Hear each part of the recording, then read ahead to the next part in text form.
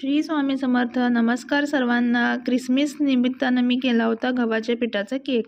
Christmas असलं की मुलांना कसं आजकाल शाळेमध्ये शिकवतात, ख्रिसमस असलं की आणि टी व्हीमध्ये सुद्धा आपण बघतो की ख्रिसमस म्हणले की जिंगल बेल येणार, सांता क्लॉज येणार, छान छान गिफ्ट देणार, केक वगैरे कट करायचा, असं सर्व हे मुलांच्या मनात बिंबवलं जातं. परंतु ही आपली संस्कृती नाही.